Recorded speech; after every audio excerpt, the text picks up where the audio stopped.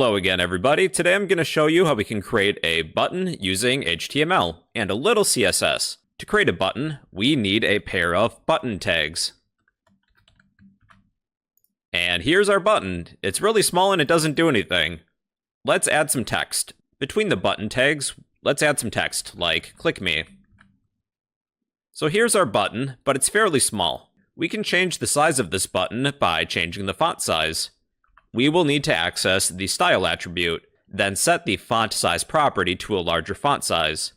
So font-size, 25 pixels is good. The size of our button will adjust accordingly. Let's change the background color. Separate each of these CSS properties with a semicolon. Let's change the background-color to be gray.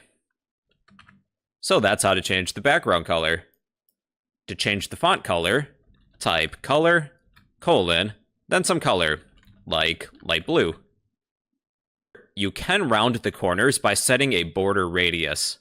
So that's another CSS property. Border-radius, let's begin with 5. That will round the corner slightly. You can increase the amount of pixels for a more rounded border. Let's try 25. That's not too bad.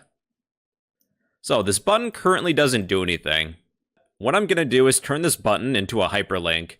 When we click on the button, it will take us to maybe Google.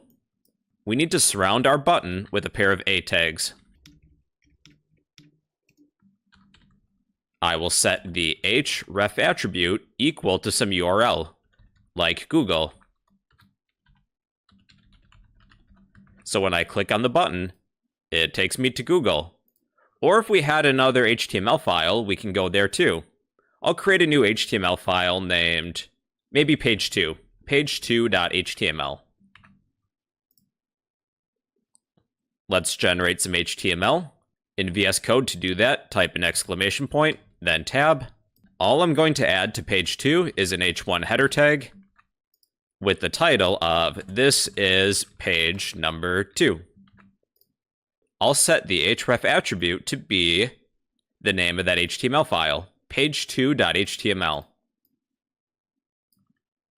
Page2.html. When I click on the button, it brings me to my second page. I haven't discussed JavaScript yet, but we can have a button execute some JavaScript code. This part of the lesson is outside the scope of what I would normally teach at this point in time, but if you're interested, here's a little bit of JavaScript. Again, it's not necessary to learn this at this level. If you would like to execute some JavaScript code using a button, we need a pair of script tags for JavaScript. Within this pair of script tags, I'm going to define a function. Function, you can come up with some function name.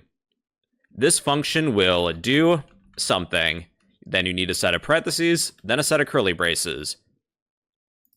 Buttons have an on-click attribute. We can have the button do something if it's interacted with. The on-click attribute is going to be the name of my function, do something. When we click on the button, execute this function. What do we want to do? I'll change some text on the screen, but we'll need some sample text to work with. I'll create a pair of paragraph tags. Let's say hello. Within our JavaScript function, we'll change the text of whatever's between these two paragraph tags, but we need an ID. There's an ID attribute. I'll name this text maybe greeting. So when we click on this function, I would like to change the text of my greeting. Within the function, we can do that with document.get element by ID.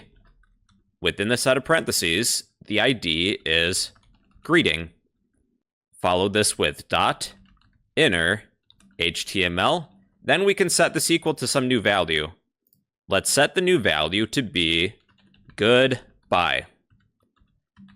Now, when I click on the button, it changes our text. So that's a button, everybody. You need a pair of button tags. You can apply some CSS styling. I haven't really discussed CSS yet, so we did inline CSS. But if you have these many properties, I would recommend a style sheet. which we'll cover later. To make your button bigger, you can change the font size.